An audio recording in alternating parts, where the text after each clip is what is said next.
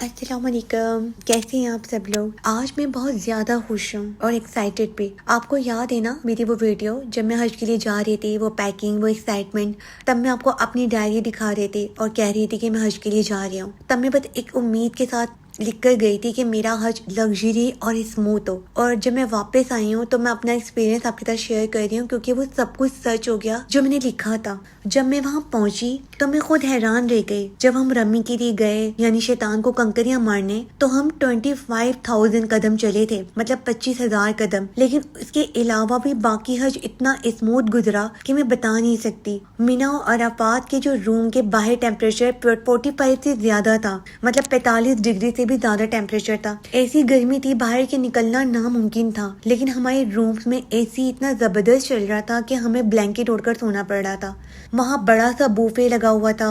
वहाँ खाने पीने का इतना इंतजाम था कि हमें लग ही नहीं रहा था कि हम इतनी मुश्किल इबादत के सफर पर हैं। और मुज़दलिफा, वहाँ तो जैसे आप मेरिकल ही हो गया। लोग कहते हैं वहाँ बहुत ज़्यादा मुश्किलात होती हैं, लेकिन वहाँ इतने ज़बरदस्त कारपेट बिछे हुए थे। हमें ठंडा पानी मिल रहा था, फ्रेश फ्रूट मिल रहे थे और चीज़ें लोग बांट रहे थे। सच में फील ही नहीं हो रहा था कि हम हज पर हैं। ऐसा लग रहा था हम किसी लग्जरी पिकनिक पर आए हुए हैं। और मुज़दलिफा के लिए लोग कहते हैं कि हालांकि 15 मिनट का रास्ता है, लेकिन लोग 4 घंटे तक बस में बैठे रहते हैं।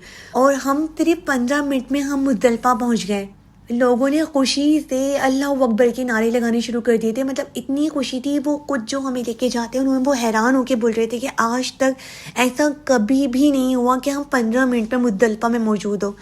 हमें मैक्सिमम 4 घंटे तो लगते ही लगते हैं। और इतनी प्यारी हवा चल रही थी कि लग ही रहा था कि दिन में इतना ज़्यादा गर्मी थी। लेकिन जिस दिन हम मुज़दलिफा में हमने खुले आसमान के नीचे रात गुजारी है, मेरे इस वक्त आंसू आ रहे हैं आप लोगों को बताने के लिए कि अल्लाह ताला ने इतना करम किया कि इतनी हसीन हवा चल रही थी कि लोग ऐसे सो रहे थे वहाँ पर। आप वीडियो में भी देख रहे हैं। मतलब बहुत ही ज़्यादा इंजॉय कर रहे थे हम लोग।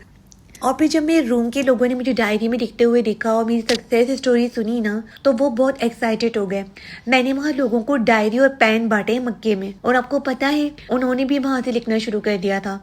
यहाँ तक एक लड़की ने तो मदीने से ही लिखना स्टार्ट कर दिया। पता है जब आप लिखते हो ना तो आपका रब आपकी दिल की बात सुन रहा होता है।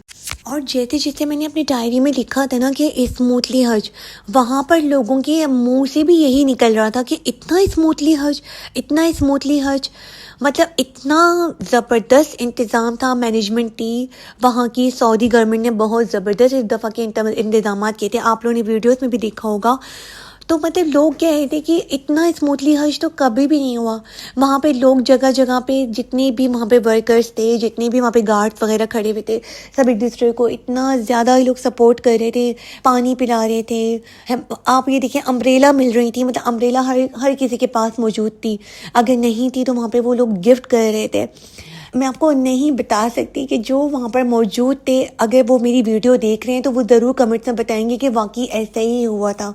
और अगर आप ज़रा सा भी डाउटफुल हैं तो प्लीज़ एक दफ़ा, मैं आपको बता नहीं सकती, जब हम मेरे लिखने से ही वहाँ पर हज मतलब इतना स्मूथ हो गया। मेरे कहने पर तो खैर मैं इतना नहीं कह सकती, इतनी बड़ी बात।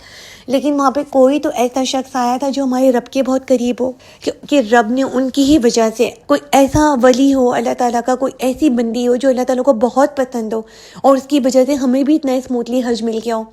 तो मैं बहुत शुक्रगुजार हूँ अपने पाक रब की कि एक तो हमें जवानी में हज मिल गया। अल्लाह ताला सबको लेके जाए, सबको वहाँ कि वो सारी चीज़ें जो मैं बता रही हूँ वो सब वो लोग भी फील कर पाएँ उस चीज़ को, वो लोग भी आके बता पाएँ। आपने बहुत वज़ाइफ और तस्बीहात कर ली होंगी, बहुत सारे टोटके आजमा लिए होंगे, बट एक दफ़ा मेरे कहने पर उस रब के शुक्राने लिखने शुरू कीजिए। मैं आपको सिखाऊंगी लिखना कैसे है।